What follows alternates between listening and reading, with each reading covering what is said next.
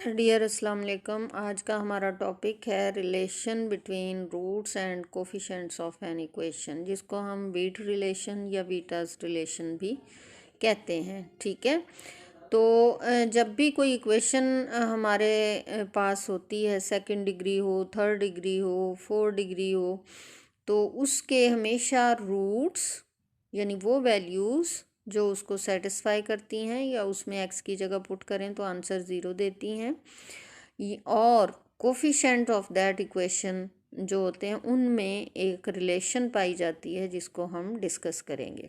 ठीक है, फ़र्ज़ करें हमारे पास ये इक्वेशन है जिसकी डिग्री n है।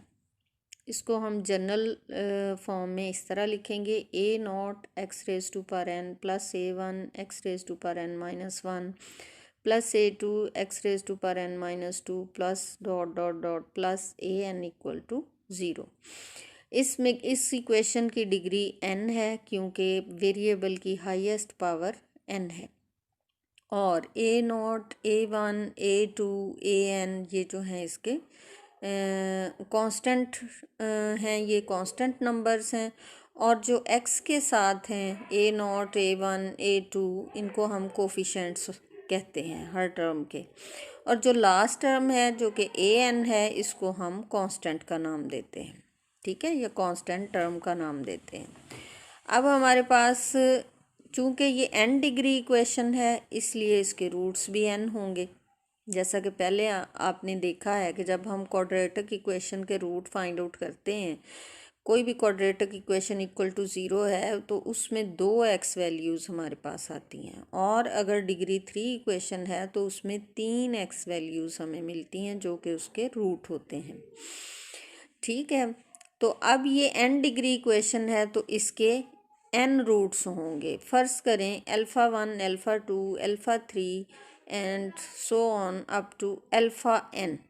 These are the n roots of this given equation। n इसके रूट्स हैं। अब वीटास रिलेशन हमें ये बताती हैं, या वीटास रूल हमें ये बताता है कि sum of all these roots is always equal to minus coefficient of x raise to power n minus one over coefficient of x n. X n minus one का कोफिशेंट क्या है? A one. Coefficient of x n क्या है? A naught. यानी sum of all roots of the equation will always be equal to minus a one by a not.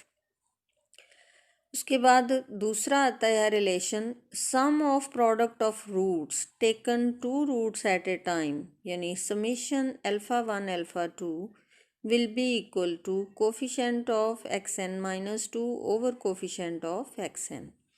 Next term जो है, पहले में सम ऑफ ऑल रूट्स में हमने क्या लिया? इसका कोफिशेंट।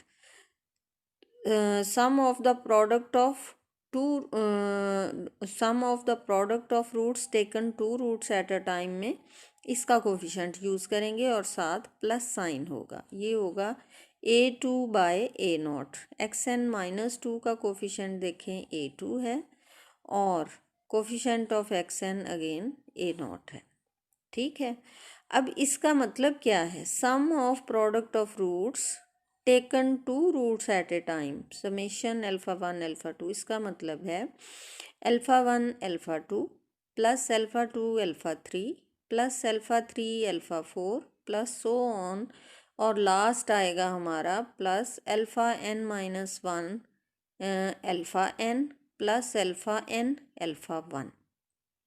यानी हर दो रूट हम जो हैं उनका आपस में प्रोडक्ट लेंगे, हर दो रूट्स, और फिर उनको सम करेंगे। उसको हम जनरल फॉर्म में यूँ लिख देते हैं summation alpha one alpha to.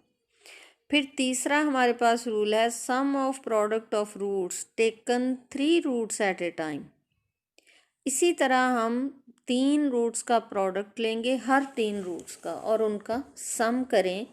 That is equal to coefficient of x n minus three over coefficient of x n. Coefficient of x n minus three जो है इसके साथ नेगेटिव साइन भी आना है। ठीक है। कोफिशेंट ऑफ xn -3 जो होगा, यहाँ a1 है, a2 है, वो a3 होगा। से यहाँ नेगेटिव साइन आना है, यहाँ थोड़ी सी मिस्टेक है, इसमें करेक्शन कर ले। -a3/a0। Coefficient of xn -3 is a3, coefficient of xn is a0। अब ये कैसे लेने हैं? Taken 3 at a time, α1 α2 α3 plus α2 α3 α4 plus α3 α4 α5 and so on. हर 3 रूट्स का प्रोडक्ट और फिर उनका sum is equal to this.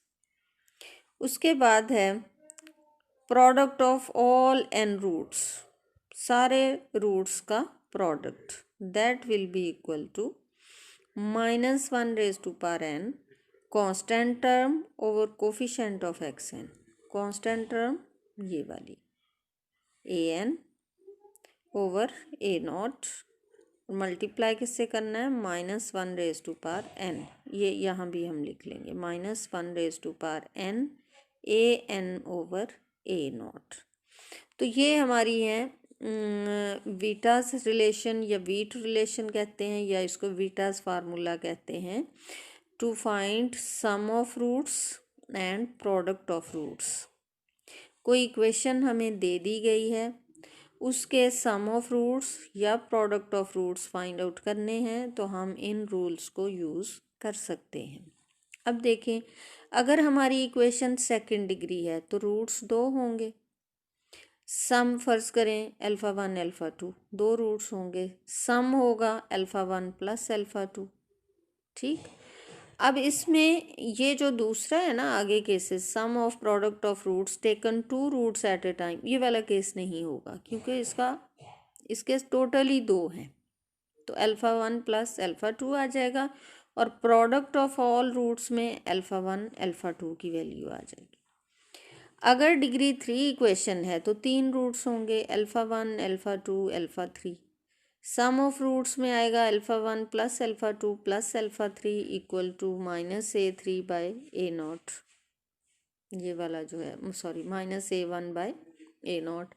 और sum of product of roots taken 2 roots at a time, ये वाला केस आएगा, इसमें 2 रूट्स एट ए टाइम वाला केस आएगा, और उसमें होगा α1 α2 प्लस α2 α3 प्लस α3 α1।